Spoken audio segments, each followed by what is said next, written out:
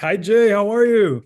Good, Hugo. How you doing? Good to see you. I'm doing well. Yeah, I appreciate that you're spending time with me and Destino today because I really wanted to get a glimpse of your world as a producer and UPM of some of our favorite shows like Big Bang Theory, Two Broke Girls, US of Al, and you And joined so many, us. and so many that you've never heard of. Yeah, I could imagine. And there's one upcoming, not released yet, Leanne on Netflix, so we're gonna look forward to that one. I think we can actually say out loud that it drops in late July, all 16 episodes on Netflix. Great. Well, Yeah. can we start with your name and what you do? My name is Jay O'Connell, as you well know, but now everybody knows it.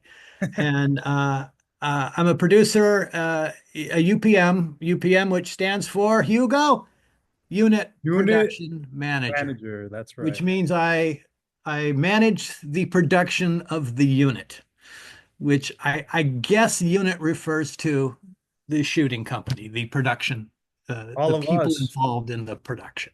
Hey, you're a captain of the ship, and we turn to you with all the questions. Yeah. So for day one, for example, on a sitcom, what does that look like for you after you have the script in front of you? Well, I mean, I guess really it's how do you define day one? You know what I mean? Right. Yes. As a producer or a production manager, day one starts long before day one of actual boots on the ground production. That's right. Um, there's a lot of and literally so much of the work is done before. Yeah. Uh, and the question I always get is what does a producer, what does a production manager actually do? And a lot of it is pairing. Uh, it goes to hiring the crew, hiring the staff, getting a production office up and running, Yeah. getting a stage organized and prepped, all that stuff. So day one for me is as often weeks before anybody actually yells pitcher up. Yeah. Yeah, that's exactly it. You have to make sure that from the executives and the producers, talent, and all the way to us, who the crew that are all situated, and who is like typically the team that you collaborate with the most. That's a good question. I mean, early on in that prep period, it's collaborating with oftentimes the showrunner, the production execs, Yeah. and then hiring early days might be some of the key production people, director of photography, production designer, Mhm. costume designer, those kind of uh, uh, key creative positions. And Yeah. often that is in collaboration, sometimes in request of the showrunners, the when we say showrunner, the head writer, the creator, all that, Creative. those Yeah. key positions. So there is interfacing with the creators, the showrunners, the writers, early days in that respect. And then just hiring and organizing the office staff, getting that up and running, Yeah. everything from my production coordinator to the PAs. Those people are brought on fairly early. So there's a lot of the hiring process, interviewing people and whatnot. In this business, I know the phrase it's who you know, Yeah. but I always like to say no, it's whose work you know. It doesn't Yeah. matter if I know somebody, if I know their work. So we do tend to hire people we've worked with before, Hmm. but in this business, it's very fluid. People are coming and going, so there's always that opportunity to bring in new people. So we're always interviewing and trying to get to know new people. Yeah, Uh, exactly. so yeah, so that's that. You asked about the interfacing with the different departments. Yeah, be with that.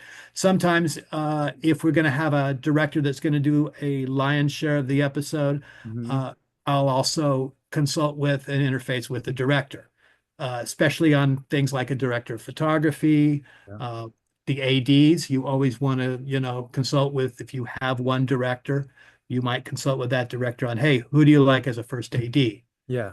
So there's all that early days, and then as you get into actually hiring them, there's the complications of who's available, who's not.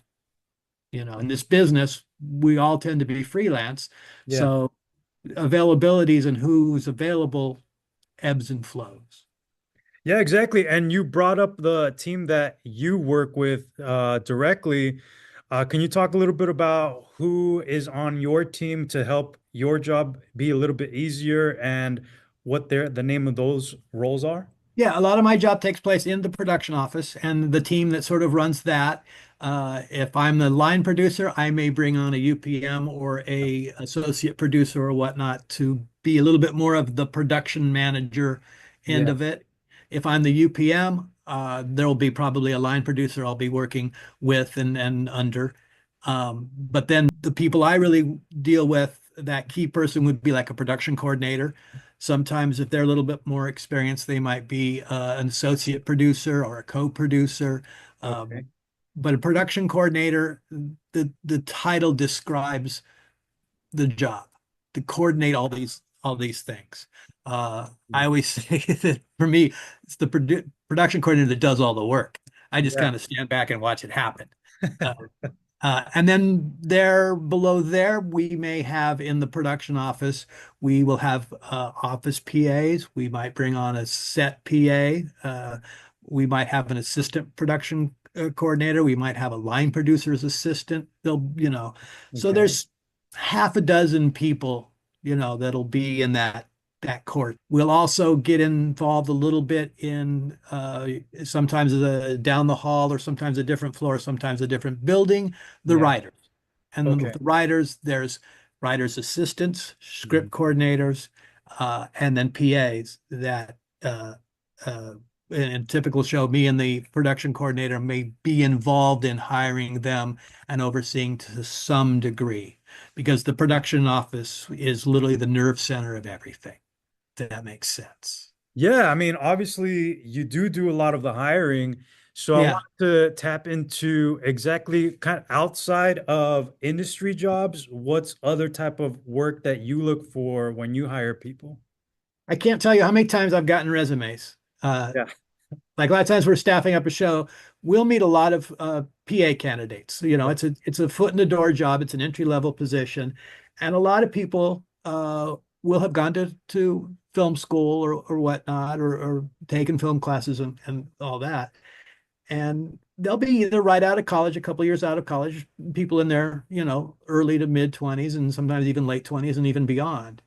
And several times I've looked at a resume and it's all, oh, I directed a student film. I was a PA on this thing.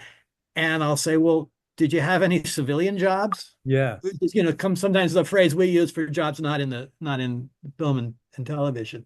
I'll say, oh yeah, I got a bunch. I was I worked at a restaurant, I worked at an enterprise rent a car, blah, blah, blah. And I said, well, why isn't that on your resume? Right.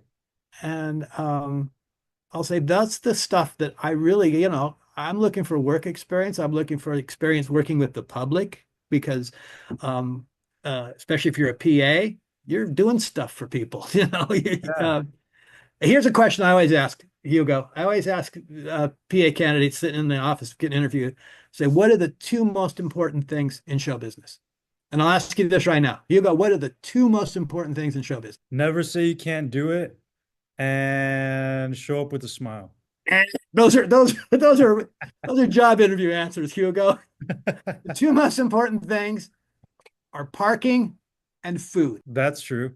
Yeah. Now, now I only say that half jokingly, and Yeah. that kind of goes back to why I like looking at resumes that have their jobs that they've have all the way back from high school and college and after college. And so many people have worked in different industries that, you know, because it really is true that it seems like I would be more involved in things that were very cinematic and equipment and all that stuff. But so much of my day Yeah. and a production coordinator's day is dealing with food. Mhm. Making sure that on a sitcom we generally feed on show day, we have a cast and crew feed, either Right. catered or at the commissary. We have craft service. We have this. We can get, the PAs. A lot of what they're doing is going and getting lunches, the writers' lunches, sometimes writers' dinners, and then there's parking. And it's just like any business. There's a lot of kind of making the sausage. And in this business, as you well know, parking and food can be really important. So Yeah. that said, that's a roundabout way of saying, yeah, someone's got experience in a restaurant. I want to know about it because A, I know they can deal with that, and B, I know they have to deal with the public. And dealing with the public is like dealing with the crew or the cast or the writers and all that. You know what I mean? Of course, there's so many personalities that, especially with Yeah, having to encounter on set, even outside, and to be able to maneuver around all these different people is definitely a skill that you need to have if you're going to be around us all the time. right. We spend so many hours of the day together. Yeah. Uh, And if to ask like what skills are necessary for being a production manager or yeah, line producer. And a lot of it is people skills and communication. And people skills, where I learned my people skills, Hugo? I got to know this. Tell me, Jay. My dad's gas station. I don't know if you have told you, I literally grew up in a gas station. Uh, No, I didn't know this. Up in Central California on Uh-huh. the edge of Sequoia National Park, a little town called Three Rivers. My dad had a gas station and a tow Right. service and a three-bay garage. So my very first job was before I was too young to pump gas. And this was back in the day when we were all full service. There was none of that self-service stuff. Yeah, yeah, yeah. And we washed the windshields with the blue paper towels and right. And before I was even old enough to pump gas, I'd work in the summer for 3 hours a morning. And I went over there and my dad says, okay, I'm going to make you head man. And I said, head man, what's that? He Yeah. handed me a Johnny mop and a bottle of cleaner. He says, yeah, you get to clean the heads. Of course, I didn't even know that head was Navy slang for the bathroom. But Oh, man. so my first job was cleaning bathrooms. So oddly enough, there's a joke in there that it prepared me for being a TV producer, but it's just a long way of saying, and then working in the gas station at a full serve gas station, and that is I learned those people skills. I Yeah. learned to wait on customers, and I learned a work ethic there. Sometimes if you work in the family business, you have probably more of a work ethic than someone who doesn't work in a family business because you know what I mean? Yeah. There's a stake in it. Where did the interest to join the entertainment industry come to you? I was an underachiever in high school to some degree, and I could trace it all back to a counselor. I guess I was my junior year going into my senior year. I had to go meet with a guidance counselor, and this guidance counselor said, "Well, there's an easy way to get your English credit senior year." And of course, my ears perked up when they said easy, Yeah. and they said you could take a drama class. I went, okay, if it's easy." And so, long story, not quite so long. I took a drama class my senior year in high school, and it ended up starring in the junior class play, even though I was a senior to help out them. And then after high school, after ski bumming for a year, because I wasn't going to go to college, Yeah. I decided I'll go to college. And I went to a community college in Visalia called College of Sequoias. And the Visalia had just had the California Shakespeare Festival for a year or two, but just leading up to that. And they had a brand new theater at COS the year I started. And I said, well, maybe I'll take that drama in high school was kind of fun, and maybe I'd do that.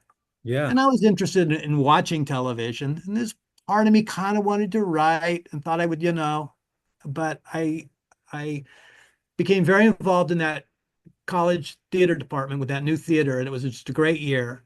Yeah. And then I eventually transferred to UCI and thought, well, nobody makes a living doing theater. I got to do something reasonable. And I studied English Lit, which is almost as unreasonable. But then I spent all my time in the theater department. So Oh, I was basically a theater nerd, a theater geek, however you want to. But I did a lot of tech because I found out pretty early on I didn't have the acting chops to. yeah. And I ran a light board. I was stage managed. I did everything. And that's kind of how I did. And then uh, moved to LA, and it ended up because I was good running a light board, got a job at the Groundling Theater in the mid 80s. Oh, how was that? How was Yeah, that for you? that was That that was experience. yeah, I worked there for 2 years and then ended up working at a PR company and I covered the Groundlings. That was one of our accounts. So Yeah. yeah, it was pretty interesting. Who was the person that, if you had one, mentored you to get your first job in the industry? Boy, don't know. That's really interesting. I had never thought about that. I obviously met a lot of really interesting people at the Groundlings. Yeah. Um, and I was a little, because most people around there wanted to perform and that, and it was comedy, which comedy was not necessarily my interest as far as of media that I consumed. So I don't know that there was one person. Yeah. Uh, I got a job for an exec producer at Lorimar, like in the late 80s, 89, 88, 89, maybe early 1990. And it was just some guy that worked there who was leaving that job and turned me on to it. So I was not a mentor by any means, but he kind of gave Yeah. me that job. And I Right. worked for a exec producer at Lorimar back in those days. Uh, and he did movies and minis and docudramas. So that was more of what I was interested in. That kind of stuff was really cool. Yeah. And then I just got a job at Lorimar before it became Warner Brothers, before the merging of Warner Brothers and Lorimar. And it just happened to be a multicam pilot. And that was in 1991, or I think. And Hugo, I've been doing multicams ever since. Oh, I know. And we met on the set of Two Broke Girls, and I wasn't even part of the crew back then. I was Yeah, Hugo, scratching the set. Hugo gets around. I'll tell all the viewers of this. Hugo is the all-time champion at networking. Well, to stay on the topic of Two Broke Girls, what Oh, was one of the most challenging or proudest episodes that you guys put together on that show? oh, geez. We did have some challenges. We did some, Michael, the showrunner, liked to sort of push us creatively on what we could accomplish. Yeah. We did an episode where a car crashed through the front wall of the cupcake shop. That was Oh, okay. that was pretty, doing that on stage. And that was an example of, in my job, people say, what does a producer do? Yeah. And one of my answers is, well, if I'm doing my job right, not much. Because, you know, if you were to ask what is a typical day on stage for me, Yeah. it's a lot of doing nothing because all my work has kind of been leading up. There's the prep, getting the whole thing up and running, and then every week you get the script and you prep, and usually that's leading up to shooting. Right. So by the time we get to shooting, there's not a lot for me to actually do if things are going well, if no one's thrown a monkey wrench in the thing. Yeah. But that episode, getting that that car driving through that wall, Yeah. there was a lot leading right up to it. The only time, and then, even when it all happened, and I remember we drove the car through the wall and we had the girls in the cupcake shop Yeah. and we did it with a lock off so that we filmed them, their reaction and everything. And then we kept the camera locked and then we filmed the car going through it. And in post, you marry those two. Right. And at one point, the director said, whom will remain nameless, so, well, uh, let's just do it with them in there because we knew the car was cabled; it couldn't go too far. Yeah. And I had to say, no, no, we're not going to do it. I said, I know the car can't hit them, but who Yeah. knows what could fly and hit them? And if they get a scratch, if one of the girls gets a scratch on her cheek, Right. we're shut down because what are you going to do? Mm-mm. Or it No, could, of course not. so there was an example of, yeah, but we did a lot of those things on Two Broke. Another one that was challenging was the girls in a hailstorm outside an apartment or something. I can't remember why they were outside looking at the thing, and they crashed through the window in this apartment. But it was during a hailstorm, and we had to figure out how to do a hailstorm on stage Yeah. and make the hail big enough that it would read on camera, right? Yeah. But also not hurt the girls. And what And do was you know the what we used? solution? Yeah. What was Take a it? guess. What do you think? Green screen. I don't know. That's cheating. We used mini marshmallows. Oh, nice. Yeah, So that that was an that's example of leading up to that, me talking to the effects guy, and we're thinking, well, and testing a few things. And it was yeah. basically he bought these big bags of mini marshmallows and e-fans and just a couple guys on scissor lifts throwing the marshmallows and getting them in the fans and blowing all around. Yeah. And it looked great. Awesome.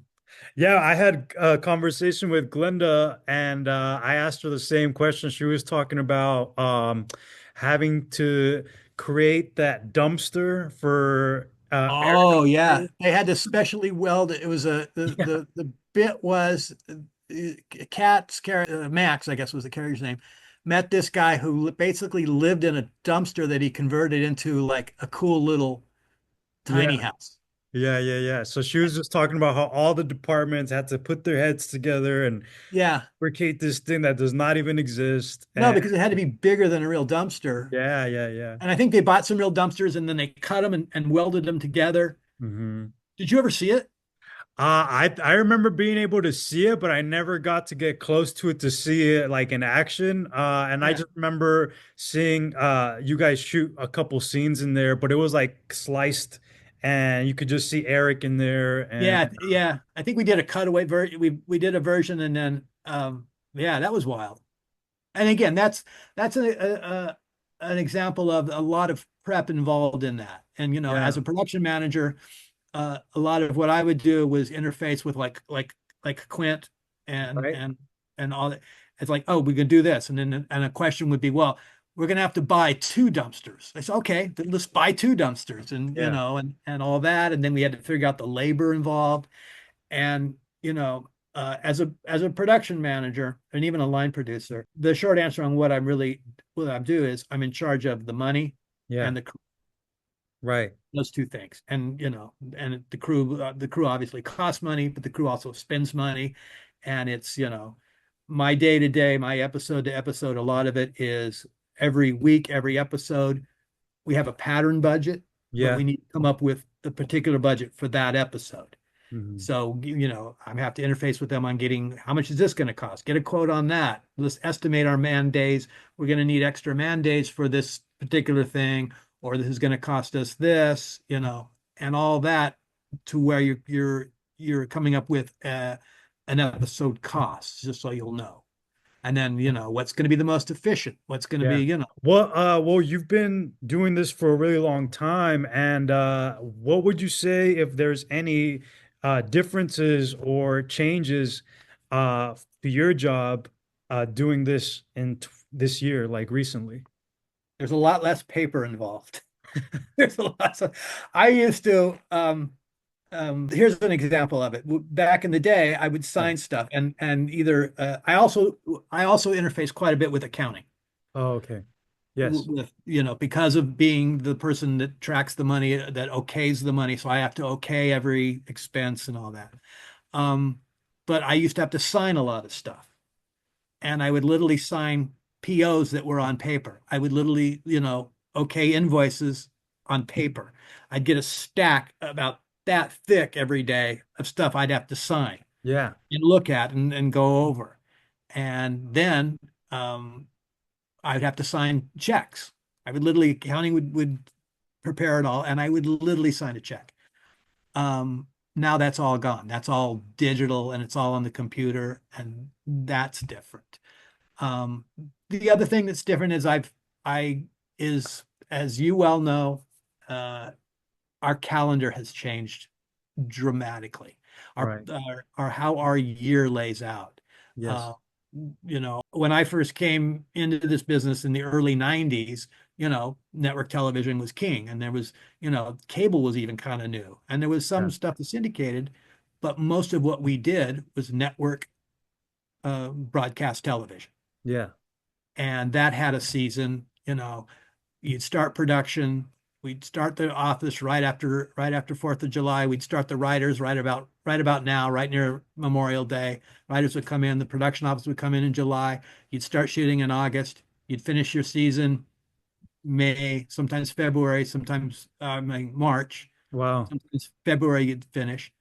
And March and April, you went through pilot hell. Yeah. And you do more pilots than you could, you didn't sleep those 2 months because you were juggling like three pilots and going, I can remember driving back and forth between Radford and here at Warner Brothers because I did doing a pilot there and Yeah. one here at the same time. It was crazy. And then you knew you were off May and June. Yeah. You just knew. Now with the streaming things, the orders are shorter. The time frame could be anywhere. Right. We started Leanne 16 episodes in early October, and we just finished early May. We don't know when we're back. Right. I mean, we don't know if, but we're optimistic. But in Yeah. success, we're not sure when that is. And a lot of the streaming shows tend to have greater periods between seasons. Right. There'll be shows that been around 10 years and they're on their third season. So it's changed drastically that. Yes. Not to discourage anyone, but there has been a turn down in production, as everyone's well aware. The pendulum will swing back. It always will. It may not swing back as much, but things are slower. Yeah, You know? exactly. And there's no telling. For me, I don't feel like there's such thing of a pilot season anymore. You can get a call for a pilot Oh, next month. yeah, And exactly. It could happen anytime, which is kind anytime. of sometimes that's kind of good because there used to be times when if you didn't have a show Yeah. and it's August and you don't have a show, you're screwed until the spring Yeah. because nothing's going to start up. If you didn't get a show, you're shut out of luck. Yeah. But now, no matter what time of year, there's always opportunities. Things are always starting and stopping and it's going to get busier. Right. And as well as, I mean, for example, for you on Leanne, you guys got the best case scenario of having 16 episodes for your season. A lot of the times, we're only given about 10 or Yeah, 12. or six. I mean, I've done six, Yeah. yeah, you're right. 16 for a Netflix show first year Mm. felt a little bit like we won the lottery. Yeah. Just, it's a weird thing that I got in the DGA. I'm a 25-year member of the DGA, and I Yeah. got in as a multicam unit production manager. Had to Oh, okay. there's a lot of qualifying and stuff like that. And I'm sure some of you people that would tune into this are interested in going the DGA route. Yeah. I always say, especially when I'm interviewing potential PAs, they want to get in this business one of three avenues, one of three ambitions they generally have if they want to be a PA, and that's to be a writer. Right. Which in television, that's the biggest golden carrot or whatever. To be a director or to be a producer. Not many people that are interviewing for a PA will literally say they want to be an actor. There are some that have that aspirations, but they're trying to get this job. They're not going to say that because they Yeah. think they think I'll look down my nose at them, but I wouldn't. But so there are a lot of people that if you want to be a director, then you go the DGA route. Yeah. And the DGA covers not just directors, but it covers ADs, Right. unit production managers, and that. And it's a very kind of hard union to get into, as are all of them. But Right. you stick around long enough. I mean, geez, if I could get into it, right? Yeah, that's what I've heard myself too when I was starting out. Make up your mind as far as like what you want to pursue because no matter what route you decide to go on, it's not going to be easy. Yeah. So you really have to be passionate about what you want to pursue because it's going to take a lot of time. Yeah, and it is time, and it's like what I always say. We get a lot of people. Their ideas. I'm gonna get that PA job, and I'm gonna be such a good PA. By the next year, I'm gonna be a production coordinator, and by the year after that, I'm gonna be a production manager. It's like, no, if you're like a really good PA, you might spend a few years being a really good PA. Right.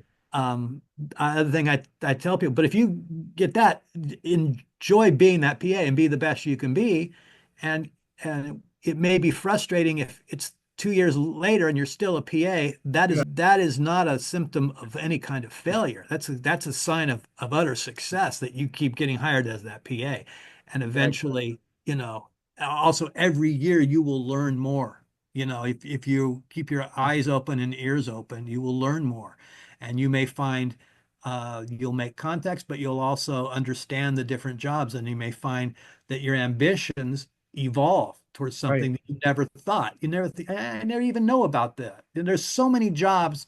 And as a production manager, I have to be familiar with all of them. Right. There's so many jobs that people don't even know exist.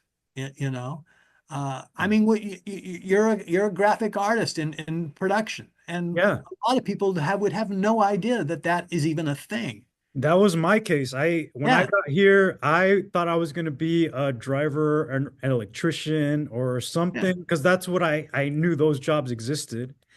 And just because I got to collaborate with different talent, I realized that this was an avenue as well. And yeah, like you said, I became a PA to figure things out and work with like John Schaffner on his yeah. level Oh, and be able to you push had to keep an through. open mind and an open Yeah. sort of an open airway. Yeah. You know what I mean? And I'm assuming you always knew you had sort of artistic talent and interest in, right? I did, yeah, and I was always interested to figure out how I fit in into this whole sitcom Yeah, world, because I would look at the crew list sometimes and I didn't see a position for yeah, graphic designer. But over time, I learned that there's yeah. only certain shows that have that position and how you work things out. And I will say this, you asked the question how the thing changed over the years.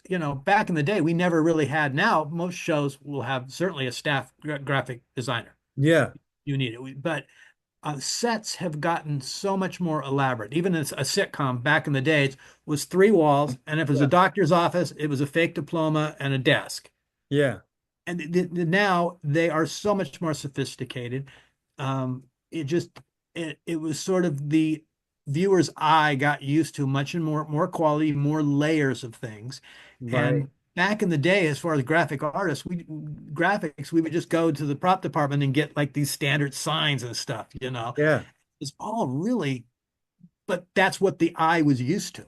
yeah, exactly. Viewer was used to that. But now, and your former associate Glenda had a lot to do with amping up with Will and Grace. Yeah, She made the game better for everybody yeah. in that we became to expect much more layers and nuance of decor. It And really is, and that's been my experience with her that we always take it to another level, even if yeah, it's like a 5 second, 10-second scene or something like that. We really give it our all and make sure yeah. that they get a full sense of what we're trying to put together there.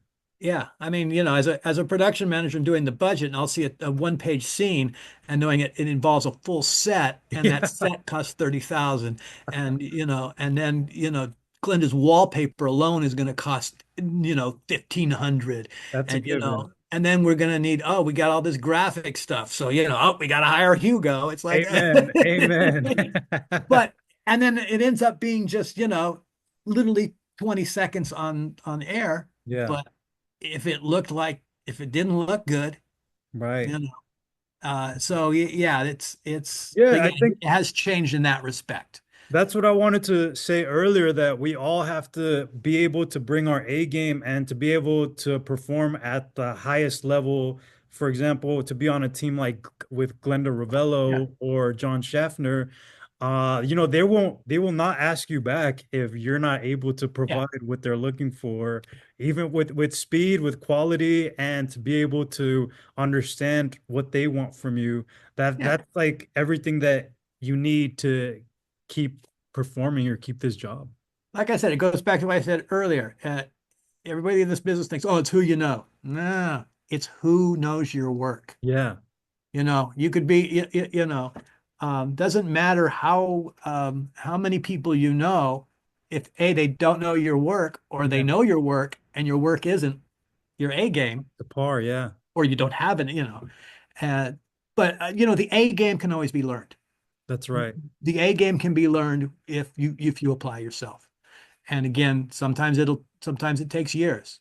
The other thing I tell people starting out, I said, when you're in your 20s, 3 years seems like a long time. Yeah. When you're in your 60s, it's like the snap of a Boom. finger. Yeah. So, I always say enjoy the journey. Don't worry about the destination so much. Yeah. And if you're working in this business and if you're going to enjoy it if you do more, Yeah. if you're going to enjoy it if you do what you're doing well, you're going to enjoy it more if you are in the moment the whole time.